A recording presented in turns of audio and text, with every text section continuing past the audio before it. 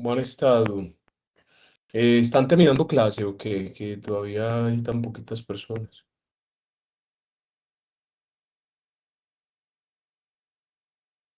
Ya terminamos, profe, hace 20 minutos. Bueno, ahí van subiendo. 22 personas, es que siempre somos más.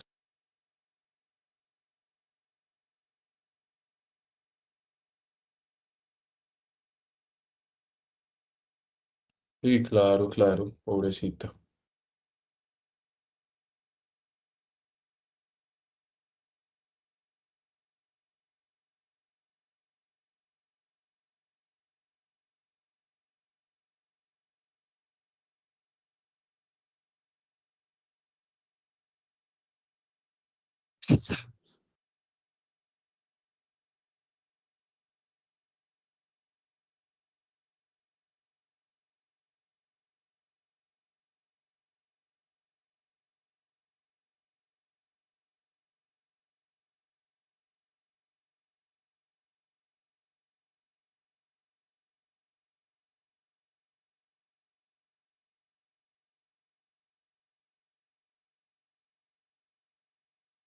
Noches. Buenas noches. ¿Cómo están Buenas todos? noches. ¿Cómo estás, Ceci? Buenas noches. Cecilia está animada hoy. Cecilia está animada hoy escuchando música.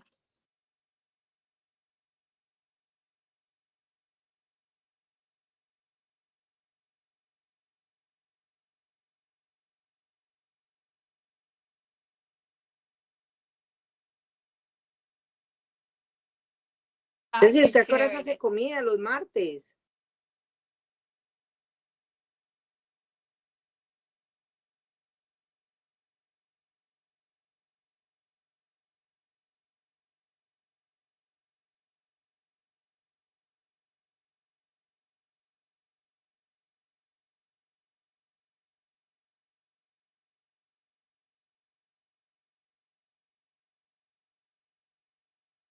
Bueno, usted si quiere, Ceci, disfrútelo bastante.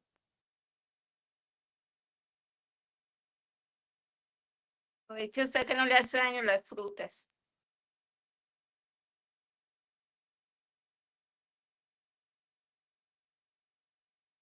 Ah, bueno, porque a mí las frutas me hacen daño.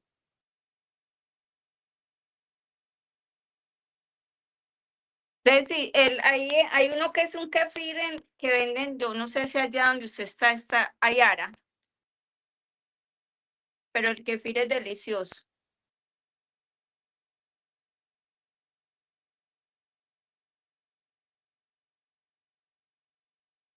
La función hace igual que el yogur griego.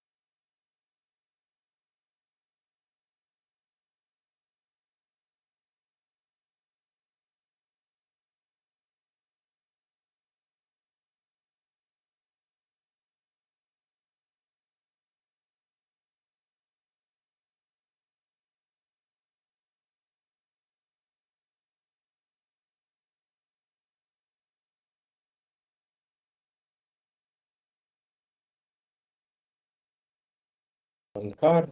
Un segundo que empiece aquí a grabar. Nuevamente buenas noches para todos los que acabaron de llegar. Hola, profe. Un abrazo.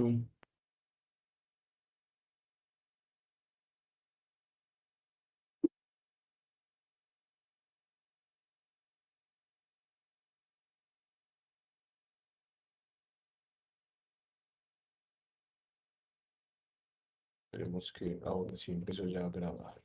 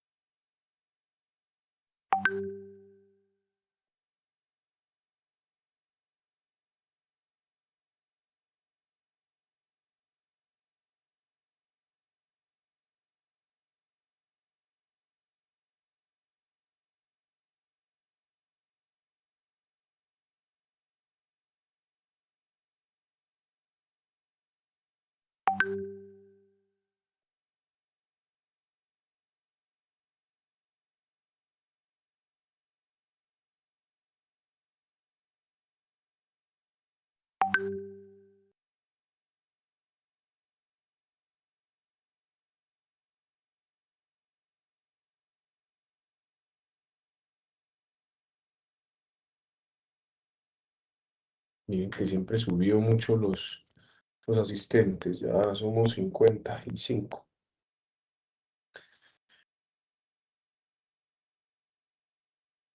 El día de hoy, así como les informé ayer, pues vamos a hacer la clase de finalización también de este curso.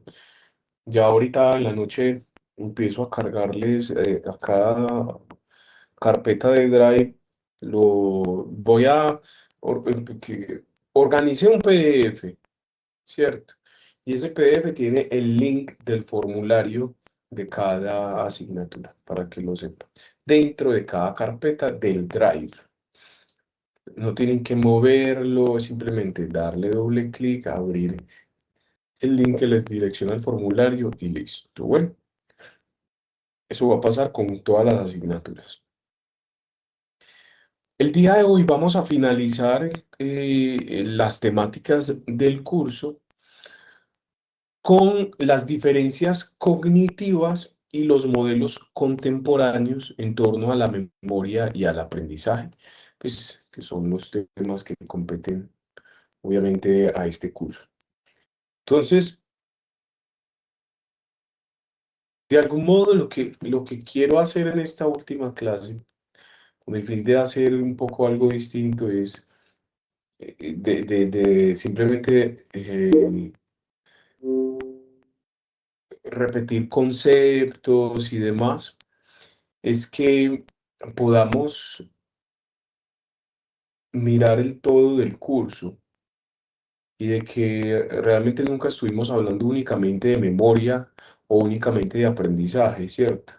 Sino que estuvimos hablando de cómo funciona la cognición humana de acuerdo a estas dos funciones, de cómo las personas recuerdan. De hecho, yo en el curso trato de ser muy metafórico, de ponerles ejemplos, ¿cierto? Ustedes también hacen sus preguntas. Entonces, hablamos precisamente de cómo las personas recuerdan, cómo olvidan, cómo interpretan, cómo aprenden, cómo se adaptan. Y de hecho, hemos visto un poco, sobre todo en esta etapa inicial de la vida humana, en los sábados, en el curso de Psicología del Desarrollo, hemos visto cómo también nosotros cambiamos con la edad, ¿cierto? Pero también cómo la psicología intenta explicar estos procesos. Entonces, hoy vamos a integrar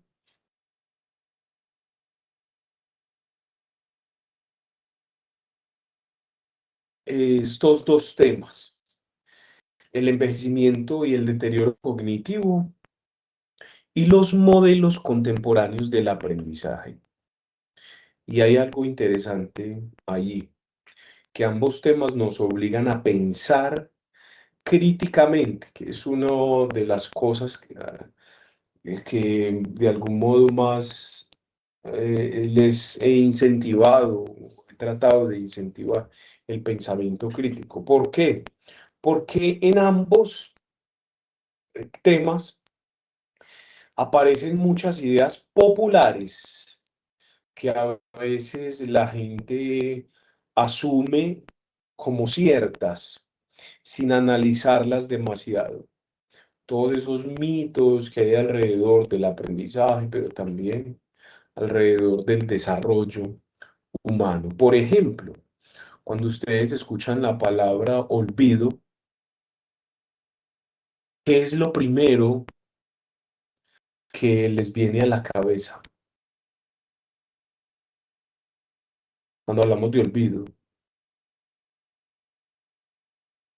Que estamos perdiendo la memoria, profe. Memoria, Nos olvidó mala, algo. mala No memoria, sí. recordar. Que no recordamos nada, nada pasado. Olvidar un episodio. Se olvidó un episodio.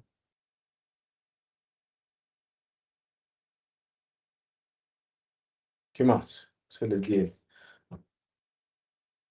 Que algo falló en el hipocampo. que no se puso atención. Es decir, algún tipo de demencia, Alzheimer, ¿cierto? Que es La la abuela. edad, estamos distraídos, que hay mala memoria. Es decir, eso ya nos muestra algo importante. Muchas veces asociamos automáticamente el olvido con enfermedad, pero desde la psicología, sobre todo la psicología cognitiva, eso no siempre es correcto, porque olvidar también es una parte normal del funcionamiento mental. Por eso hemos hablado aquí en memoria y aprendizaje de que en alguna clase incluso vimos técnicas de recuperación de la información. Y yo les hablaba del efecto lugar, es decir, de cuando vamos caminando para la habitación, abrir el closet y sacar una camisa y en ese camino se nos fue. Ay, ¿yo qué estaba haciendo ahorita cuando recordé eso? Entonces vamos a la nevera, abrimos la nevera, hacemos todo ese protocolo que hicimos antes, que es lo mismo que hacemos cuando estamos presentando un examen. ¿Dónde fue que yo guardé esa información? Y empezamos a buscar en el libro que leí o en el cuaderno, en la página tal, la parte de abajo, está subrayado de color verde fosforescente, ¿cierto? Olvidar también es parte normal del funcionamiento mental. De hecho, si ustedes lo piensan bien, sería imposible funcionar cognitivamente recordando absolutamente todo. Y es por esa razón que hemos hablado también del podaje sináptico, del podaje neuronal. El cerebro también necesita seleccionar información, priorizar, filtrar y de hecho desechar algunos estímulos. Ustedes me están viendo bien, que yo, y escuchando bien, que yo los veo como congelados. Ah, bueno, ya se movieron. Si están como congelados, no. Ángela, sí estoy viendo que se congela un poquitico más. Entonces, un ejemplo. Seguramente muchos de nosotros no recordemos, y esto lo he dicho muchas veces, que desayunamos, por ejemplo, hace 9 días. Y eso no significa deterioro cognitivo, ¿cierto? Simplemente significa que esa información probablemente no fue codificada como relevante. Desayunamos y ya. Entonces, hoy vamos a trabajar una idea importante. La cognición humana no funciona de manera perfecta ni tampoco ideal. Funciona de manera adaptativa. Alison tiene una pregunta.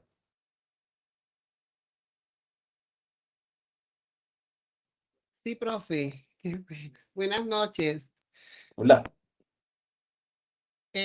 Profe, hablando de las cosas que se nos olvidan o de las cosas que no son muy relevantes en algunos casos, o sea, como usted decía antes, a veces nosotros estamos en un taller, por decirlo así, y tenemos la mirada fija hacia otro lugar, pero estamos escuchando lo que se está dando dentro del espacio.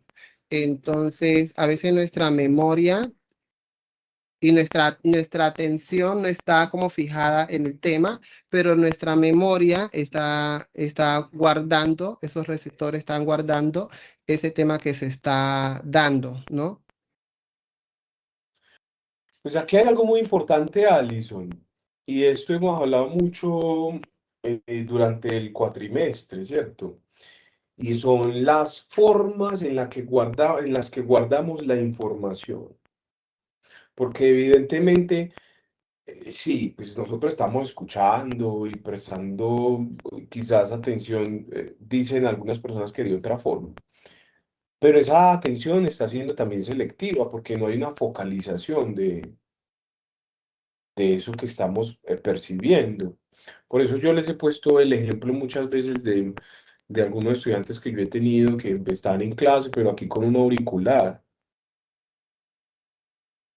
Sí, se recuerda que usted decía que habían formas de aprender. A eso me refería.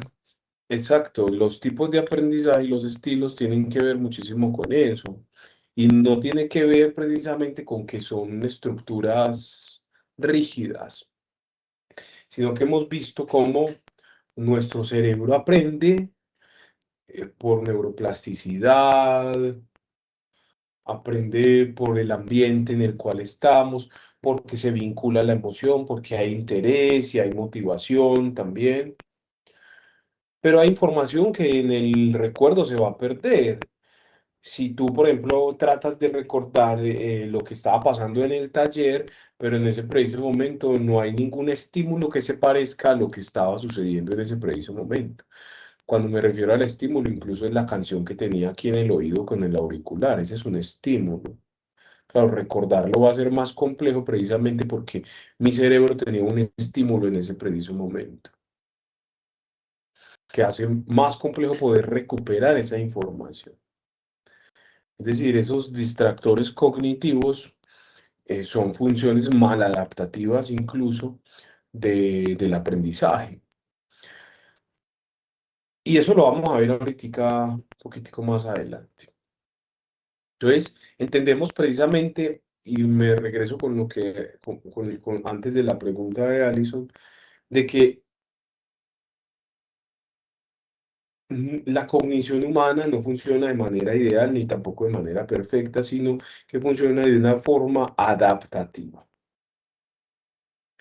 Funciona de manera adaptativa, ¿cierto? Eso fue lo que ahorita les mencioné. Y para ello, pues obviamente vamos a empezar a hablar del envejecimiento y del deterioro cognitivo. Los cambios que podríamos llamar normales o típicos del envejecimiento. Primero tenemos que diferenciar algo fundamental. El envejecimiento normal no es lo mismo que el deterioro patológico.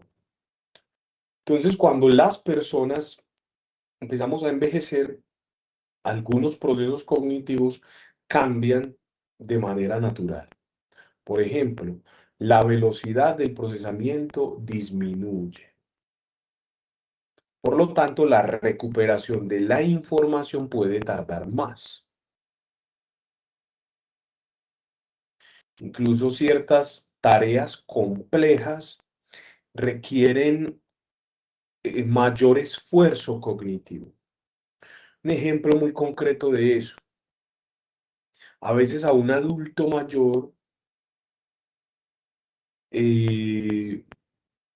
lo escuchamos decir, yo sé que conozco el nombre de ese muchacho. ¿Cómo es que llama? ¿Cómo es que llama? La mamá, los abuelos le dicen a uno los nombres de todos, ¿cierto? Ángela, Estela, Alison, Andrea, Catherine, Lina, usted, Cecilia. Yo sé que conozco ese nombre, pero no me sale en ese preciso momento. Y es minutos después que logra recuperar esa información. Eso necesariamente indica una enfermedad neurodegenerativa.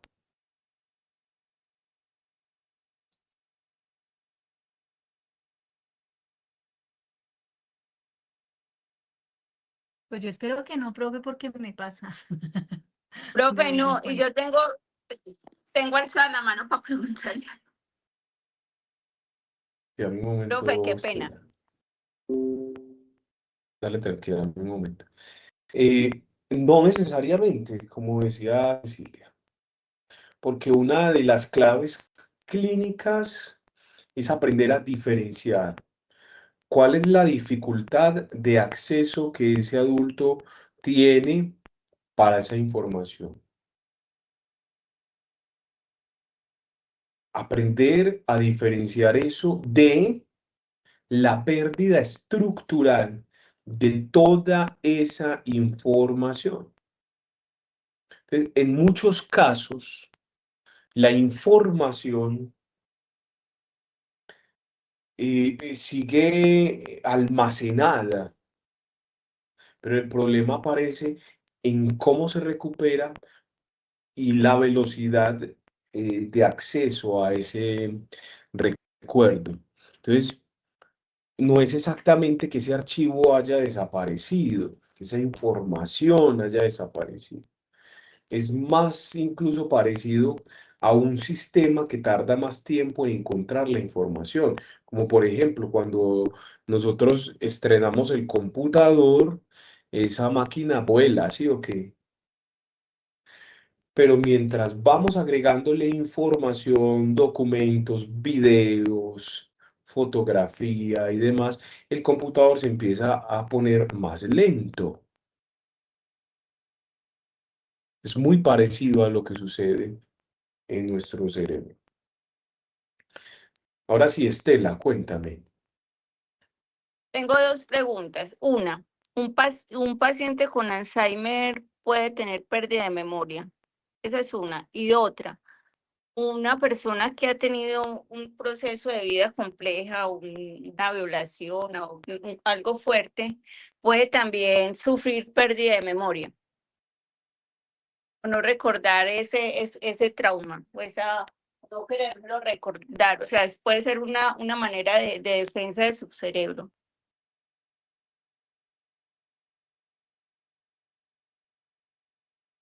Qué buena pregunta, qué buena pregunta. Em, mm, sí, evidentemente en clínica se da uno muchísimo cuenta que, y de esto hemos hablado un poco, el cerebro busca protegernos de ese trauma, ¿cierto? Pero evidentemente, bueno, son fenómenos que tienen dos puntos de vista diferentes, lo psicológico y lo neurocognitivo. Entonces, si hablamos de una persona con Alzheimer, ¿cierto? Dícese de una persona que presenta pérdida de memoria debido a un proceso neurodegenerativo que es progresivo. Eso es muy importante entenderlo, Estela. El Alzheimer Pero, es un profe, tipo de qué pena, demencia. yo no hablé de Alzheimer, yo dije es Parkinson, no, yo dije Alzheimer. Como usted dijo Parkinson. Usted dijo Sí, de Alzheimer, Parkinson. perdón. Dijo Usted dijo Alzheimer. No, Alzheimer. qué pena. Es un paciente con Parkinson que sí tiene esa situación de pérdida de memoria. Entonces, sí puede pasar con que tenga pérdida de memoria también. Y la del trauma, pues, de una violación o algo.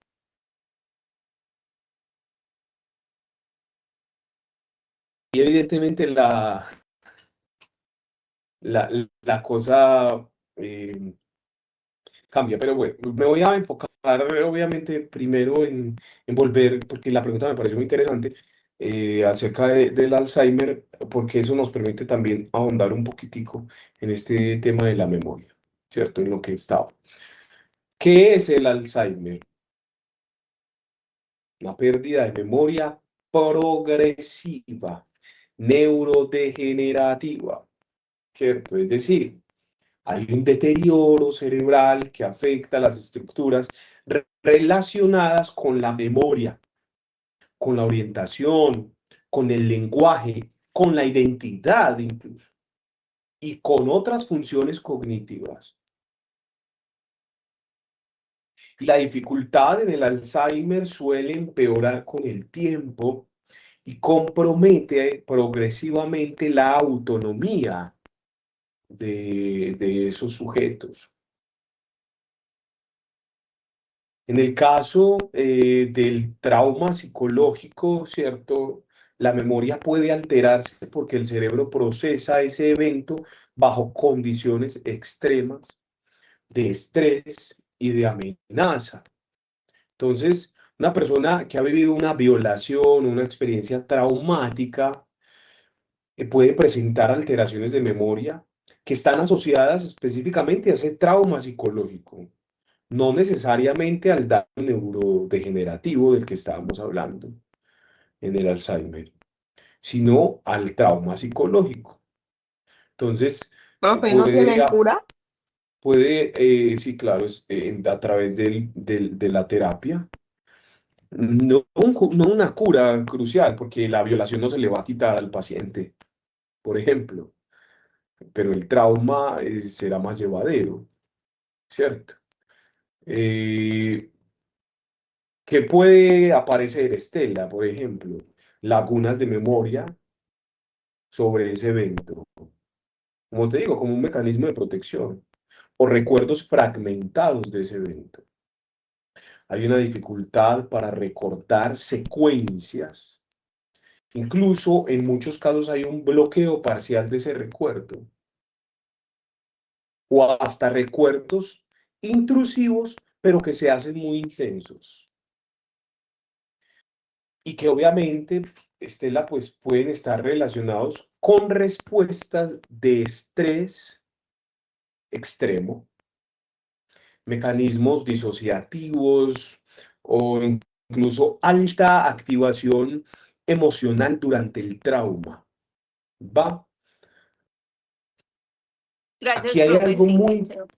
aquí hay algo muy importante y es que muchas personas aún creen que la memoria funciona como una grabadora exacta, pero es importante precisar desde la psicología, sabemos que la emoción influye muchísimo en la codificación de la información. Por eso es tan importante preocuparnos desde lo académico, cómo llega mi estudiante a clase, porque eso va a afectar su motivación, su interés y obviamente va a generar unas emociones que van a influir en la manera en la que el estudiante codifique esa información. De ahí la importancia de un psicólogo educativo o un psicoorientador dentro de las instituciones de educación escolar. El estrés puede alterar la recuperación incluso de la información. Por eso cuando estamos bajo situaciones de estrés, de cansancio incluso, es tan complejo trabajar, pensar o estudiar. La memoria puede fragmentarse bajo situaciones traumáticas. ¿Qué significa eso necesariamente? ¿Que la persona va a mentir? No. ¿Que la persona invente recuerdos? No. Se trata simplemente de que la memoria humana es reconstructiva, pero también es sensible al estado emocional. Ahora, respecto al Parkinson, sí, puede ser muy posible que un paciente con Parkinson pueda presentar alteraciones de memoria, aunque inicialmente el Parkinson se conoce más por los síntomas motores, ¿cierto? El Parkinson afecta principalmente sistemas relacionados con el movimiento, con la coordinación, con la velocidad motora, con el control motor. Y por eso los síntomas más conocidos con el Parkinson son el temblor, la rigidez, la lentitud de los movimientos, pero también el Parkinson puede afectar algunas funciones cognitivas. Esto es muy importante entenderlo por una razón. No van a salir de aquí diciendo que es que el profe Brian dijo que el Parkinson afectaba, no, no, no necesariamente, puede afectar. Recuerden que el caso a caso es muy importante. Los casos específicamente y en diagnóstico se tienen que tratar desde la particularidad de ese paciente. Por ejemplo, Pero profe, la pregunta del Parkinson es porque hay un señor que tiene Parkinson, lo he visto con pérdida de memoria un poco y al hablar él se ofusca mucho, dice, yo acepto pues lo del temblor en la mano, en la pierna, todo, pero se frustra mucho porque al hablar se le olvida unir las palabras o lo que quiere decir, o se demora o tartamudea, y también se olvida. Por eso preguntaba, profe, y gracias por responder.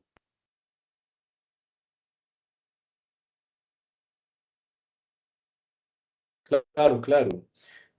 Precisamente, a ver, en el parque muchas veces el problema está más relacionado con ese acceso, con lo que tú estás diciendo, con el acceso a la información, incluso con la manera y la organización. Repito, el Parkinson está relacionado con la rigidez, con la velocidad motora, con el control motor. Entonces, ahí es más complejo poder coordinar una acción, poder organizar, ¿cierto? ¿Qué se está afectando ahí? Las funciones ejecutivas, la atención, es decir, la información puede estar almacenada, pero para ese paciente recuperar resulta más difícil. Entonces, no siempre es que el recuerdo desaparezca, es que a veces el cerebro tiene más dificultad para encontrar o recuperar rápidamente. Incluso tú hablabas de una frustración, ¿cierto? Y eso tiene bastante sentido desde el funcionamiento neurológico y emocional, porque en el Parkinson no solamente puede afectarse esos movimientos corporales, sino que también se alteran en muchas ocasiones los procesos motores relacionados con el habla. Entonces, tú decías que se tarda en decir algo o tartamudea. Por eso es que algunas personas precisamente presentan esa lentitud al hablar o unas pausas frecuentes, ¿cierto? Incluso algunas, una disminución del volumen de la voz, una dificultad para iniciar las palabras, bloqueos o hasta, no sé, una especie de habla entrecortada, ¿cierto? Como tú lo decías, tartamudear. ¿Por qué? Precisamente porque se frustra. ¿Y por qué se frustra muchas veces? Porque él sabe lo que quiere decir, tiene la idea clara de lo que quiere manifestar, pero el proceso motor del habla para producir ese sonido se vuelve más lento o más difícil, y eso genera una diferencia muy angustiante entre el pensar algo y lograr expresarlo con fluidez. Incluso cuando la persona nota, Estela se fue, más que se le cayó la llamada, cuando la persona nota que tarda más, entonces los demás la interrumpen o siente que no logra comunicarse bien. ¿Y eso qué va a generar? Va a aumentar la ansiedad, va a aumentar la tensión. Y esa presión emocional, pues lo que hace es empeorar todavía más esa fluidez del habla. Entonces yo quiero que entendamos esto. Miren que no es que directamente se afecte la memoria. Es que por ese proceso Se motor me del cayó el habla, internet. por ese proceso motor del habla, evidentemente hay más dificultad de poder acceder a la información y lo cual genera una frustración. Entonces, eso no significa necesariamente que la persona no entienda o haya perdido capacidades intelectuales. Muchas veces el problema principal está en esa velocidad del procesamiento de la información, en el control motor del habla, en la coordinación de las palabras, en las funciones ejecutivas que están relacionadas con la comunicación, que suele ayudar dentro de esa interacción con este tipo de pacientes, por ejemplo, desde un punto de vista humano y clínico, suele ayudar que le demos tiempo, más tiempo, para hablar, para coordinarse. No completarle constantemente sus frases, porque eso le va a generar frustraciones. Mantener un contacto visual que le brinde seguridad a esa persona. reducir las interrupciones que nosotros le hacemos, porque claro, el paciente está frustrado, pero usted también porque termine, termine, termine. Entonces hay que generar ambientes tranquilos, porque muchas veces la dificultad no es la falta de ideas. Recuerden que no se trata de la capacidad intelectual que se haya reducido, sino la dificultad para ejecutar el habla con rapidez y con fluidez. ¿Sí? ¿Quedó claro eso para todos? Ok, Sí, profe, mil muchas gracias. gracias. Dale. Chicos, voy a seguir porque todavía nos falta un poquito de tema. Alexa, Marley, don Armando que tenían la manito levantada. Apunten, por favor, para resolverles al final, pero apunten. No dejen que se les pierda ahí la idea. Entonces, precisamente hablaba de que lo de la recuperación de información mientras estamos en un proceso de envejecimiento no es necesariamente una patología, ¿cierto? Porque les decía que en la mayoría de los casos la información está ahí guardada, solo que la velocidad de acceso a esa información o la recuperación de esa información no es la misma debido al envejecimiento. Ahora, ¿cuál es la diferencia de esa normalidad con el deterioro patológico?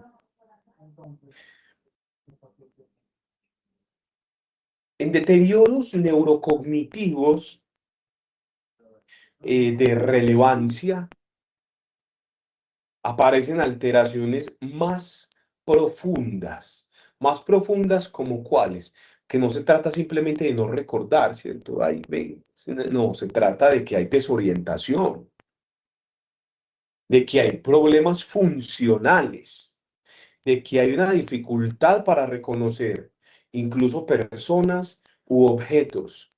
Es decir, hay una pérdida progresiva de esa autonomía. Entonces no es lo mismo olvidar dónde dejé las llaves que olvidar, por ejemplo, para qué sirven las llaves. ¿Sí? ¿Sí entendemos esa diferencia? ¿Sí me explico con esa diferencia? Sí, profe. Sí, profe. Ahí es donde ya hablamos de niveles distintos de compromiso cognitivo. ¿Por qué es importante hacer esta diferencia? Pues mis estimados, por una razón.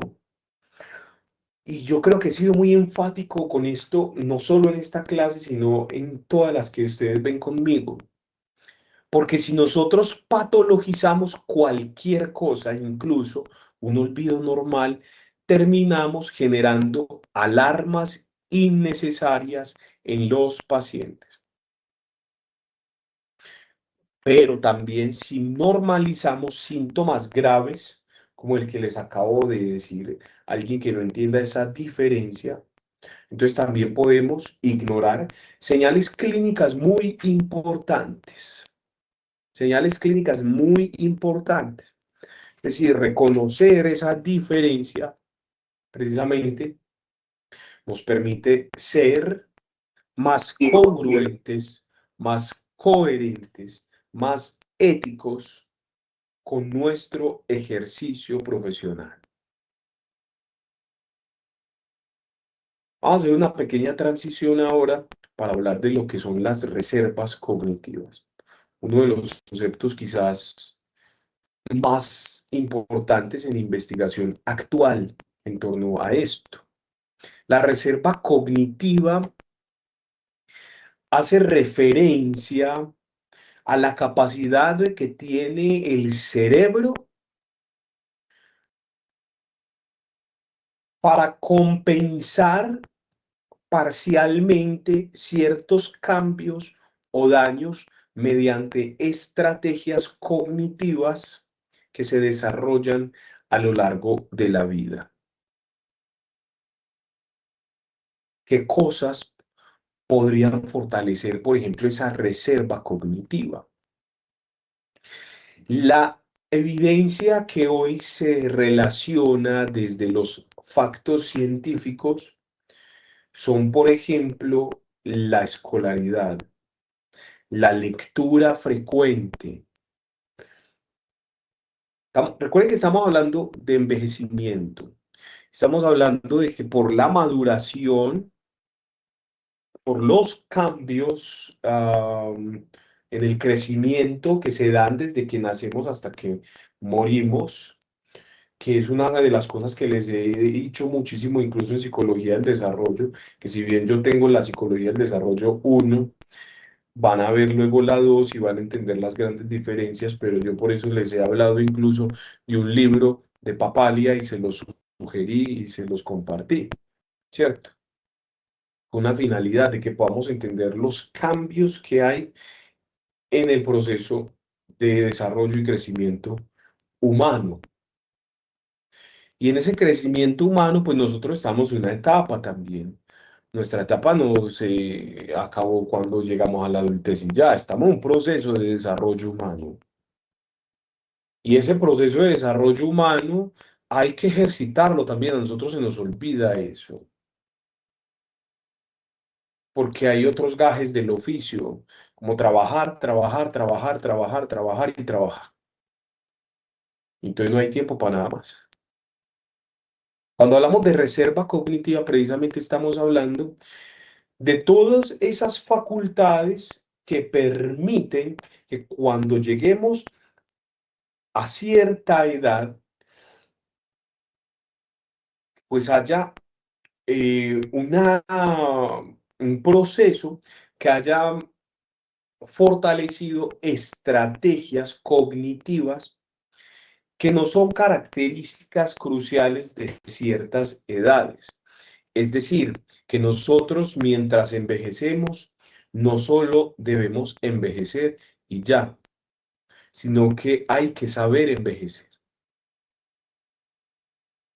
Porque entonces ahí es donde nos encontramos con que yo a cierta edad ya no puedo hacer ciertas cosas, porque ya estoy casi que mandado a recoger.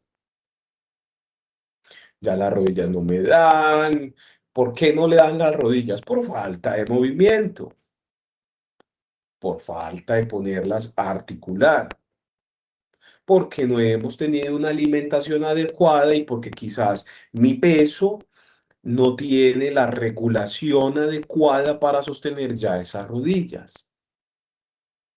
Pero no es porque estamos viejos y ya. Es decir, nosotros también decidimos cómo envejecemos. He ahí la importancia de que comprendamos esos cambios en el desarrollo y en el crecimiento. Entonces les decía que la evidencia relacionada estrictamente con estas investigaciones que se han hecho en torno a la reserva cognitiva están relacionadas con el nivel incluso de escolaridad. Es decir, esto que ustedes están haciendo en este preciso momento es una forma de poderle dar a nuestro cerebro un envejecimiento más sano, porque estamos estudiando, estamos estimulando nuestro cerebro a través del aprendizaje. Pero hay que leer y hay que leer con frecuencia. Y no solo teoría psicológica, sino literatura, así como todo lo que está por allá. Cada uno hacer su propia biblioteca y leer de literatura. La literatura además fortalece las dinámicas comunicacionales, el proceso lingüístico, la forma en la que nos relacionamos con los demás. En la literatura encontramos historias, ¿cierto? Y esas historias nos dan ideas de cómo poder interactuar o interlocutar con alguien en una terapia psicológica. He ahí la importancia de lo que yo les he dicho muchísimas veces. Vayan a terapia, porque ese paso por la terapia es un paso que va a permitir que cuando ustedes sean terapeutas entiendan cómo se hacen las cosas, porque ya han estado ahí involucrados también en ese proceso. Entonces, el nivel de escolaridad, la lectura frecuente, la interacción social, la actividad intelectual. Es decir, cómo estimulamos el pensamiento crítico. Estamos todavía muy acostumbrados a que siempre se nos dé la razón a escuchar desde nuestros sesgos cognitivos, ese sesgo de confirmación o anclaje que básicamente nos aferre a estas cosas que se parecen a mí y lo que no se parece a mí, pues lo desecho, pero no le doy la posibilidad de pensarlo, de repensarlo, de meditarlo, de mirar si realmente lo que yo pienso es completamente razonable o hay otras oportunidades y otras formas de ver las cosas desde otro punto de vista. ¿Qué tanta flexibilidad cognitiva tenemos? Pero también la posibilidad del aprendizaje continuo, lo que hemos hablado desde la neuroplasticidad incluso, pero también involucrar la actividad física e incluso la participación cultural en los procesos de interacción social. Hay algo muy importante y en el proceso de aprendizaje también. De hecho, una manera de neuroplasticidad es aprender un idioma, un nuevo idioma. Eso da flexibilidad cognitiva y da esa participación cultural también, entender otras formas que se dan desde el orden lingüístico a través de los idiomas, ¿cierto? Porque si ustedes escuchan a personas que hablan varios idiomas, incluso estos jugadores de fútbol, por ahí hay un video de Mbappé hablando en diferentes idiomas. ¿Cómo cambia la acentuación? ¿Cómo cambia el tono? ¿Cómo cambia la colocación de la voz?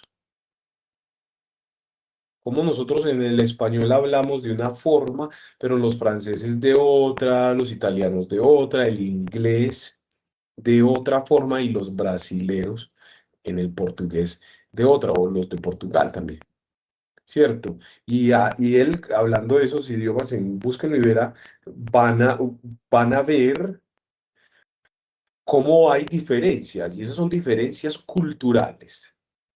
Esa participación es muy importante para poder hablar de este concepto de reserva cognitiva. Esto es muy interesante por una razón, porque cambia mucho cómo entendemos incluso la educación. La educación no solamente sirve para aprobar materias, para pasar de este curso que ya estamos terminando el día de hoy a otro curso en 2 semanas cuando regresen de su semana de receso, que en las próximas 2 semanas ya empiezan otro cuatrimestre, ¿cierto? Lo que también puede tener relación con el mantenimiento funcional y la salud cognitiva futura. Una persona, por ejemplo, que durante décadas leyó, aprendió cosas nuevas, tuvo interacción social, resolvió problemas, mantuvo actividad mental constante, suele desarrollar mayores estrategias compensatorias. Eso no significa inmunidad total frente al deterioro, pero sí puede influir en cómo se manifiestan ciertos cambios cognitivos de caso a caso. Entonces, hasta aquí tenemos una idea importante acerca de la cognición que cambia durante toda la vida, pero cambio no significa automáticamente enfermedad. Patología, eso no significa. Y ya hice la aclaración al respecto, ¿cierto? Ahora, los modelos contemporáneos del aprendizaje. Vamos a movernos de manera muy drástica a otro tema de cómo explicamos el aprendizaje. Y aquí aparece algo muy importante en psicología.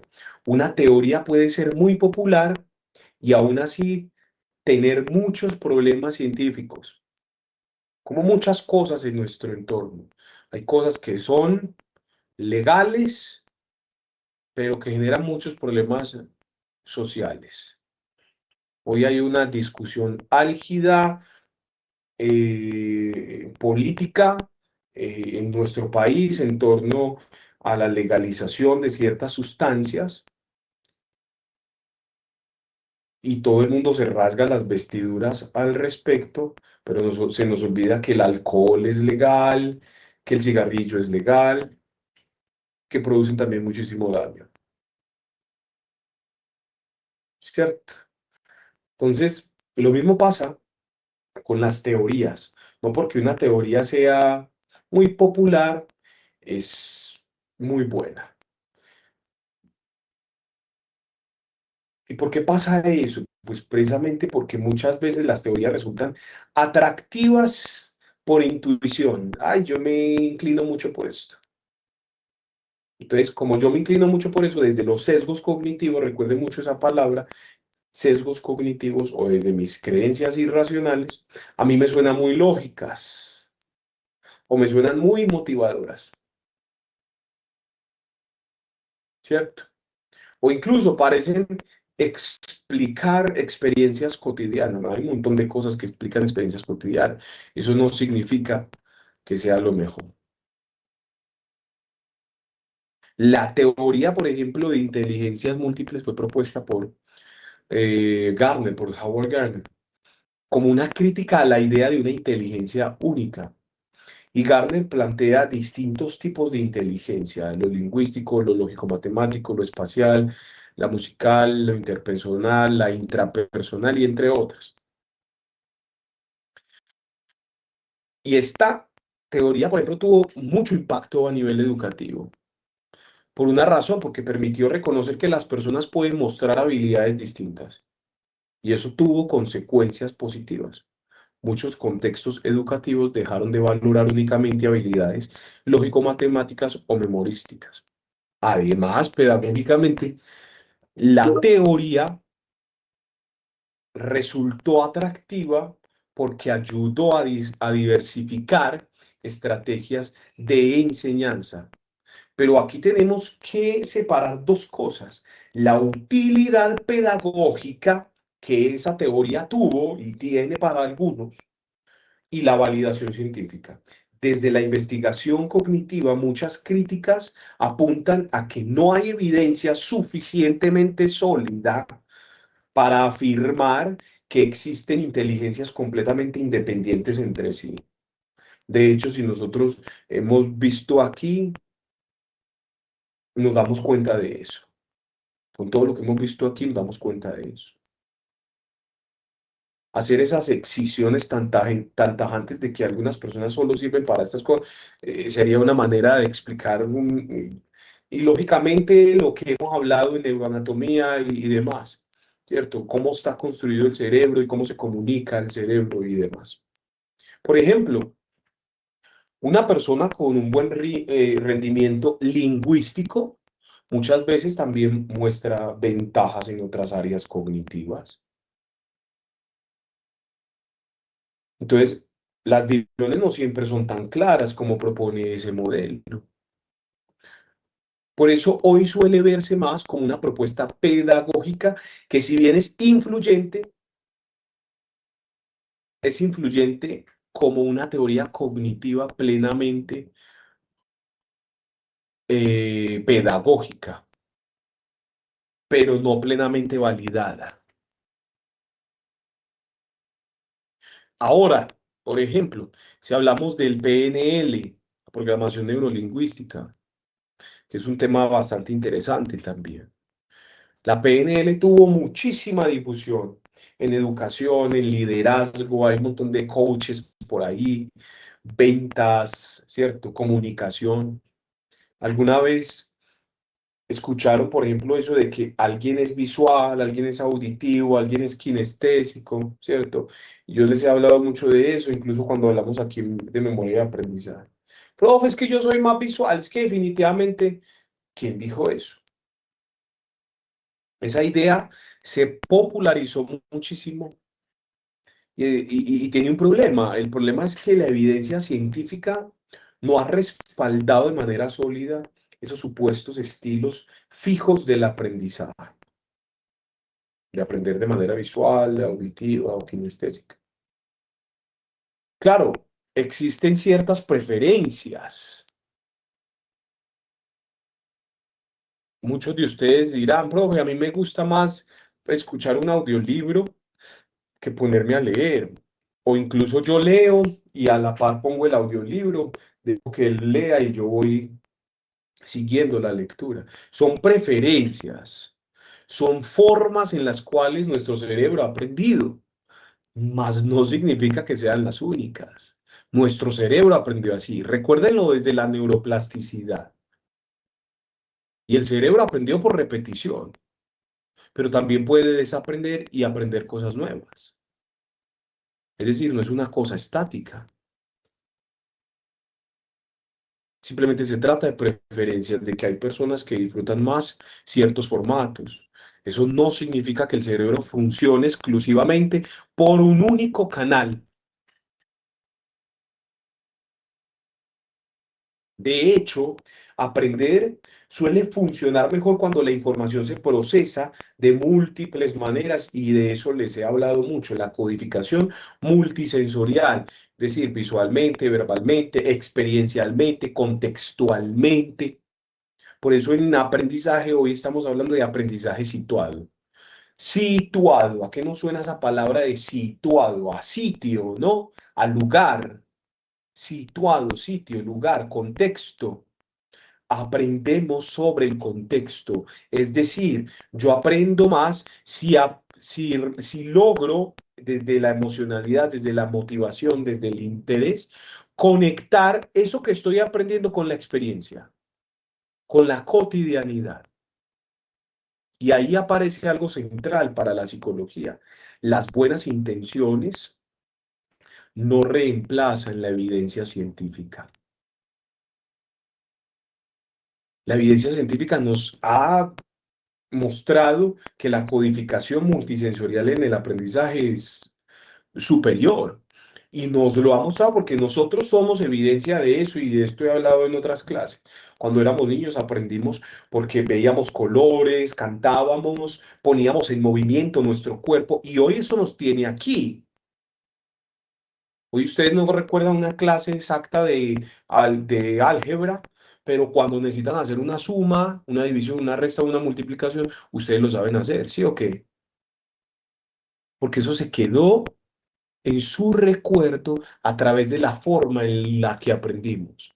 Pero luego fuimos aprendiendo otras cosas y luego creímos que esas otras cosas son las únicas, cuando la evidencia de nuestro aprendizaje demuestra otras cosas y la evidencia científica demuestra otras cosas. Una teoría entonces puede sonar muy convincente, muy convincente, pero si no tiene replicabilidad, si no tiene una buena metodología o si no muestra evidencia consistente, entonces debemos analizarla de manera crítica. Hay que analizarla de manera crítica y analizar de manera crítica implica todo, eso implica todo en nuestra vida, mis estimados. Escuchar y leer lo que a mí me parece muy preferencial porque me gusta, pero también lo que es diferente a eso, lo que me contraria.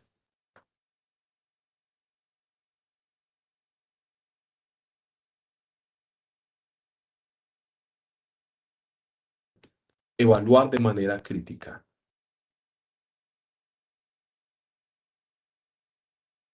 Vamos a cerrar conectando toda la asignatura, ¿cierto?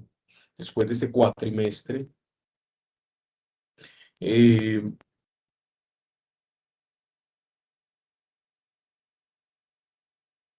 Podemos comprender incluso cómo es mucho más complejo lo que creíamos esto del aprendizaje humano, ¿cierto? El aprendizaje no depende de una sola variable. Interviene la atención, la memoria, la emoción, el contexto, el desarrollo, el lenguaje, la experiencia, la salud y el ambiente.